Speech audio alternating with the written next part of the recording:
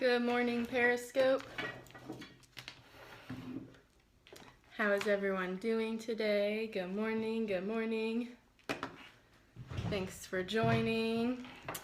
Hello, hello. Hey, good morning, Nurse Lady 3.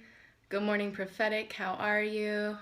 Good morning, Deneede Prophetess, Alicia Danielle. Hey, Apostle K. Good morning. I love you. Princess Cookie 23, Tiffany Laveau, G.R. Bryant, Kingdom Warrior, Clover Hill Drive, Leonard. Good morning, Tyra, Jove's Dove. Hey, God's Princess. How are you? Good morning, Lofton C. Good morning, Minister Crystal Williams. Morning from Jersey. Good morning, good morning. Hey, Kayla. Hey, Brittany. How are you? Love you guys. Good morning, Apostle Lance. Life Happens. Mitz. Adrian Knox from Clarkston, Georgia. Good morning from Maryland. Glory Carrier, Tish Inc. All right, awesome. Well, good morning, everybody. I hope you guys are having a great week so far. I apologize for missing you guys yesterday. I had an early meeting at work, but I got a lot of emails and a lot of messages asking me if I was going to finish up this contentment series. So I want to go ahead and finish up this contentment series, and then at the end, I have a special invitation for you guys. So I hope you'll stick around. If you guys want to go ahead and invite your followers and share the broadcast, please feel free to do so.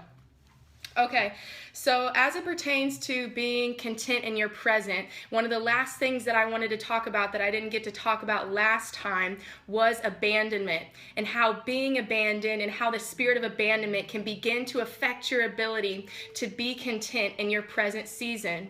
So what abandonment does is it makes you believe that you have to perform, or that you have to earn, or that you have to prove yourself to people. So when you go through being abandoned by someone, you become a performance-based person, and you believe that if you perform well enough, if you prove your worth, if you show up and show that you are good enough, that people won't abandon you. So what abandonment does is it makes you feel like you aren't good enough. It makes you feel like you aren't worthy. It makes you feel like you simply aren't enough, and it sets you on this track and on this path of having to prove yourself, of having to earn love.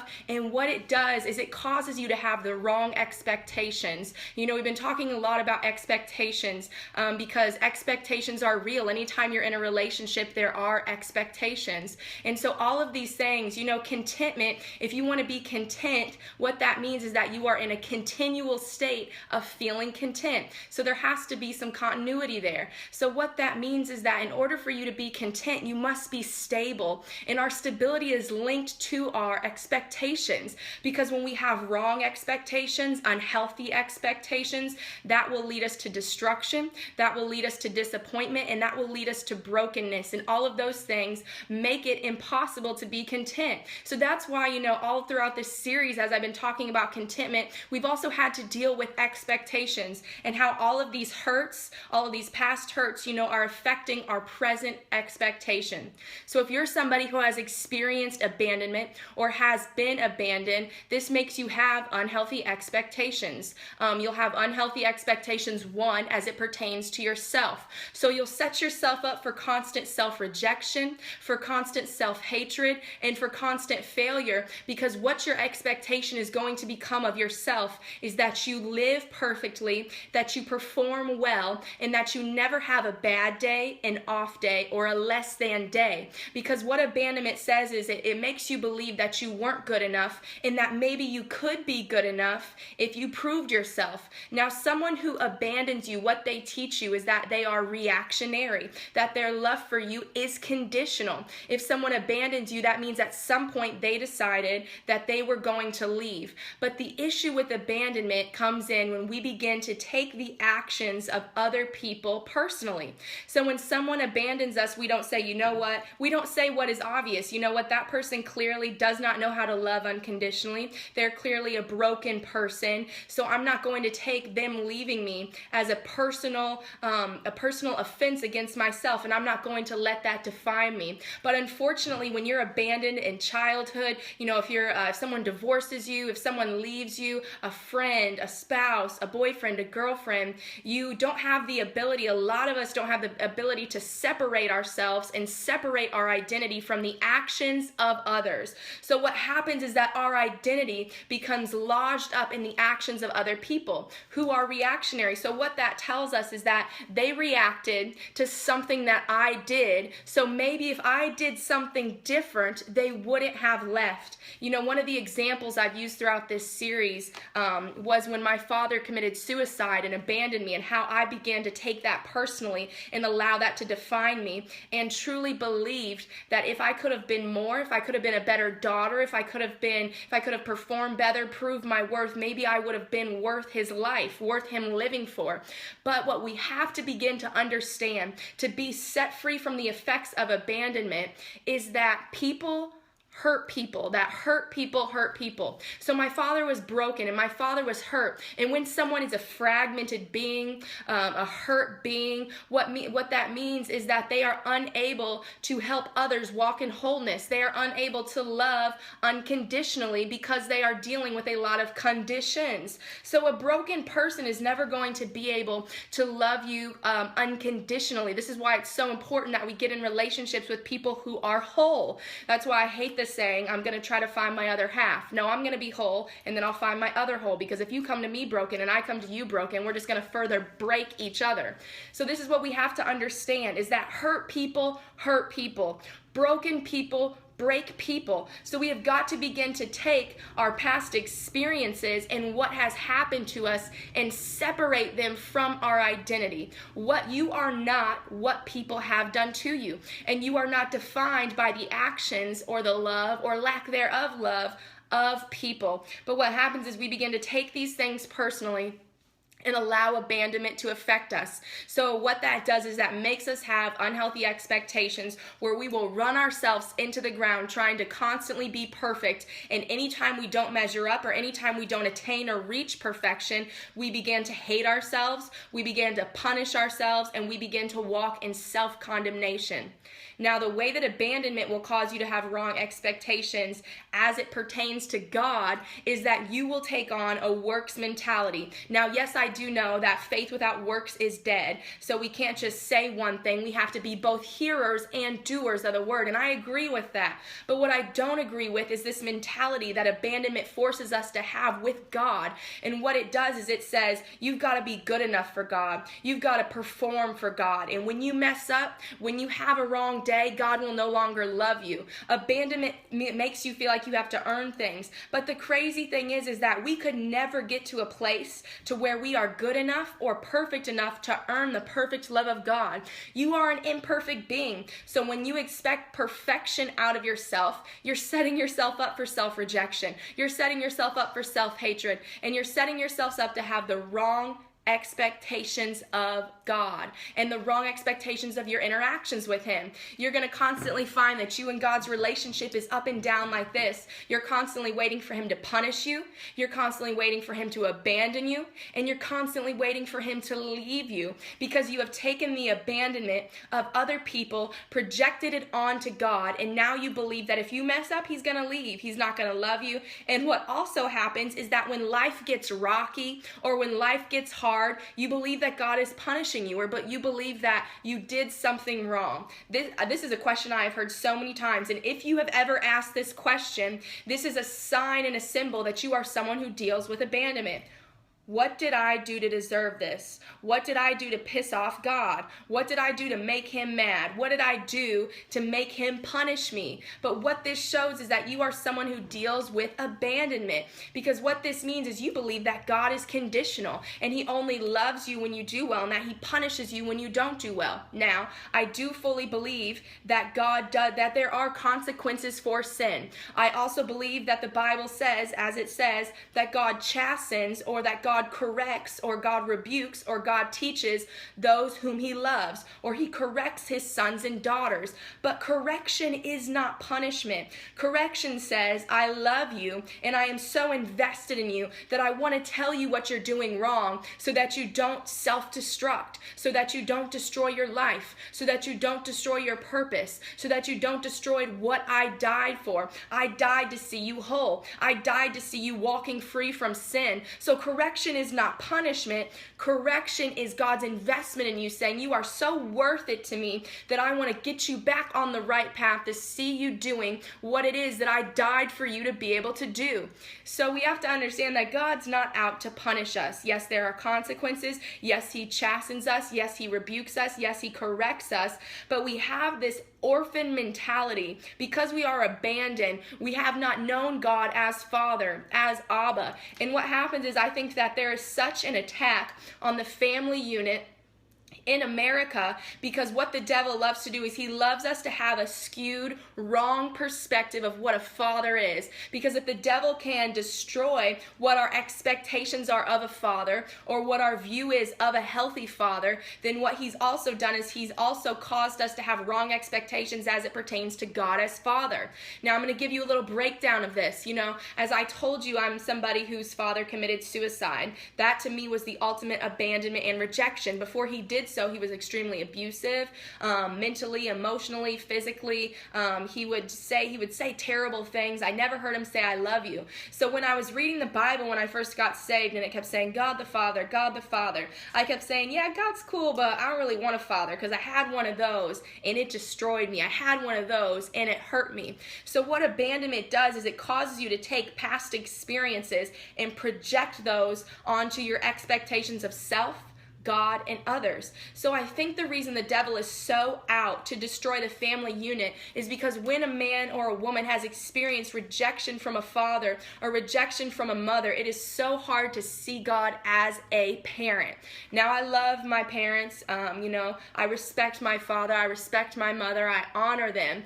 But my family was definitely one that revolved around a works mentality. We got praise whenever we did well. You know, I did just about every sport that you can think of. And I remember one day, breaking the school record in track in junior high. And when I crossed the finish line, my mom congratulated me, but she also said, I think you could have gone faster. I think you could have done more. So my mom was always very invested in pushing me, but I think that, my mom was not whole. My mom was not saved. So what happened was I always felt like nothing I did was good enough. Now, don't get me wrong. My mom was loving and supporting, and I praise God for her. But my family is a very competitive family. My family is very into looks. My family is very into accomplishments, success, money, doing better, making it. And so what this caused me to do growing up in an atmosphere like that is I became a very works performance-based person. And I projected this onto God. So to this day, I still am getting continual deliverance from the fact that sometimes when I mess up, or sometimes when I feel like I'm not doing the best, I feel like God's mad at me, that he doesn't want to be around me, that I shouldn't go to him, shouldn't approach him,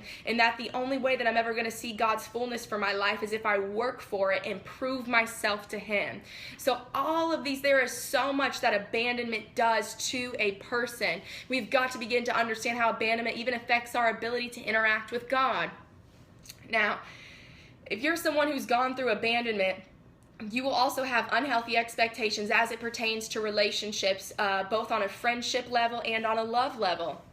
Because if you've been abandoned, what you're going to do is you're going to constantly be waiting for these other people to abandon you. You're going to be constantly watching what they do, constantly measuring their words, constantly measuring their actions to see how much can I trust them. And if they start to demonstrate patterns that are similar to people who have abandoned you in the past, you're going to throw those walls up, back off, reject them. And what you'll also do is you'll make them constantly and consistently prove themselves to you, because you want to know that they're not going to abandon you. So someone who's dealt with abandonment, just like I said with rejection as well, is really exhausting to be in a relationship with, because they have to be overly affirmed and overly proven to that you're not going to leave them. And if you think that they're going to leave you, and I used to do this all the time, I was a bouncer. I bounced from one relationship to another, one friend group to another, one person to another. If I thought that you were going to leave me or hurt me, I'm going to dip out first before you have the ability to leave me or hurt me, because I can't face abandonment abandonment again. I can't deal with that rejection again. So this will keep you from being able to love unconditionally. This will keep you from being able to be in covenant lifelong relationships. And this will absolutely exhaust any person you are in relationship with, because you are going to place unhealthy expectations on them to constantly prove themselves to you and constantly affirm you. Now, yes, I believe in a healthy relationship, someone should affirm you and someone should prove themselves to you, but I don't think that you should not love conditionally. And what abandonment does is it forces you to love conditionally, and because you haven't received the affirmation you first needed from a father or a mother, or the affirmation you need from God, you will force these people to affirm you. So what happened was, after my father abandoned me, I thought, I'm going to prove myself. And if I can get a man to love me, then what that will say to me is that I am worth love, that I am worth something, that my life is worth something, that I am lovable. So what happened is that I began to enter into relationship after relationship, trying to force these men to fulfill me in a way that my father couldn't do. So I wanted them to be my boyfriend. I wanted them to be my father. I wanted them to be my God. And that is something they can't ever be my father. They can't ever be my God. So when you put those unhealthy expectations on people to affirm you in ways you didn't get from others, what that means is you're going to destroy the relationship, because they can't do it. So they will always be disappointing you, no matter if they're the most perfect person in the world. Your unhealthy expectations of them will overall destroy the relationship. And this is how abandonment affects your ability to be content in your present and will destroy your future if not dealt with. Now, so that's kind of the last part of what I wanted to talk about as it pertains to contentment in your present. Now, tomorrow what I want to talk about is I want to talk about contentment as it pertains to your future. And then if you have been a part of any part of this contentment series, I want you guys to join tomorrow, because what I'm going to do is I'm going to give you one of the biggest keys and one of the biggest ways to heal from your past, forgive, become new, have right expectations, and overall be content. In prayer through God, I said, okay, God, what is the one thing that we as a people can begin to do to heal from our past and to really learn contentment? I believe God has shared with me one of the keys to how we can become content. So I want to share that key with you tomorrow. And then I also want to talk about how your future the way you view your future will begin to affect your ability to be content now. Now, at the beginning of this Periscope, I told you guys that I had a special announcement and a special offer for you. So I believe that a lot of you guys have really been blessed by this contentment series, or I pray that you have. So who I'm specifically talking to and who this special offer is for all my singles on this broadcast. If you are single and you are in this broadcast, then you know that trying to learn to be content in singleness is extra hard, because you know what people often try to find their contentment in is relationships. So what I actually have a special offer for everybody on this broadcast right now who is single. Now, as you know, I'm not sure, hopefully many of you joined. This past Sunday on Valentine's Day, I did a free webinar titled Contentment in Singleness. It was awesome. We had 125 people there. It was great. So what I've done now is I want to offer, because I got such great feedback from it and people have asked me to please continue or to please do more. What I've done is I'm doing a whole series now, a whole webinar series of contentment in singleness coaching, and it's going to be an exclusive closed group that you have to get into. And what it's going to be is it's going to be intensified sessions, 2 intensified sessions on becoming content in your singleness. Session 1 will be on healing from the past and discovering who you are, and then session 2 will be on identifying your goals, building your dreams, and making it happen. So I believe that singles really have one of the biggest struggles in being content, and a lot of people never achieve contentment in their single season, and it's so sad that the devil can try to rob you of what God wants to do in your single season. So what I want you guys to do, now I do just want to kind of give a precursor to this. This class is going to be this webinar, this closed group. It's exclusive, so you have to sign up to be a part of it, but it's only for people who are extremely serious. If you aren't ready to walk in contentment in your single season, if you aren't ready to find your destiny, find your purpose, build your dreams, heal from your past, discover who you are, if you are not ready for this, then just don't sign up. It's okay if you're not, but this is for extremely serious people who are ready to make a lifelong change and learn how to be content in singleness. So if you're ready for change, if you're ready to be empowered, I'm sick of seeing people desperate. I'm sick of seeing people sad, depressed, and wasting their single season. So if you would like to be a part of these intensified interactive classes and coaching, what I want you to do is I want you to go to www.wisdomisthenewblack.com/happily single, and then from there you can sign up to be a part of these webinars. And if you have any questions about anything, please feel free to email me at monica@wisdomisthenewblack.com. Thank you, K King, for putting the website in there. Yes, wisdomisthenewblack.com/happily single. And the reason I am doing this is because I want to see you become happily, purposefully, and successfully single. So go to wisdomisthenewblack.com/happily single and sign up there for these 2 interactive classes. Like I said, it's only for people who are super serious. So if you're serious, please go ahead and sign up for those, and I am super excited. These are going to be awesome. I'm so pumped for them. Also, if you're single, make sure you sign up for the online singles conference.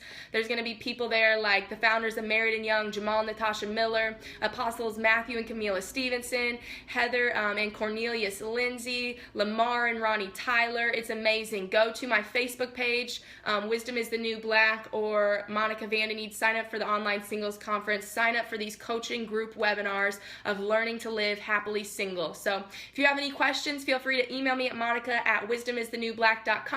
Follow me on Instagram, Facebook. I am so excited to see my single brothers and sisters set free in this season, because now is one of our greatest opportunities to figure out who we are, pursue our purpose and destiny like never before, and prepare for our future. So let's do it. I'm excited. Okay, so go ahead and find those things. Check out my website, wisdomisthenewblack.com, and then I hope that you guys will for sure. The site can't be found. www.wisdomisthenewblack/happily single. Here, let me see. I can't type it in. Okay, well, I don't know, if some people are having a hard time finding the site, just email me at monica@wisdomisthenewblack.com, and I'll personally send you the link. Or I'm going to if you follow me on Facebook, Monica Deneede, I'm going to put the link up today on my personal Facebook as well. Make sure you guys get signed up for that. wisdomisthenewblack.com. I think I said it wrong. It's /happily single. I'm sorry. Yeah, so what I'll do is I'll go put the link in my bio on Periscope. I need to do that. So I'll get all that done and I'll re-announce it tomorrow. But you need to sign up soon. You only have a week left to sign up, so make sure you jump in there.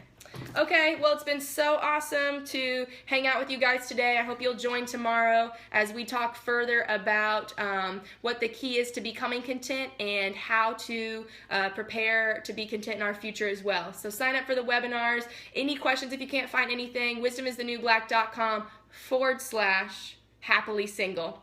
And I will see you guys tomorrow. Have a great Tuesday. I love you guys. Be blessed and have a great day.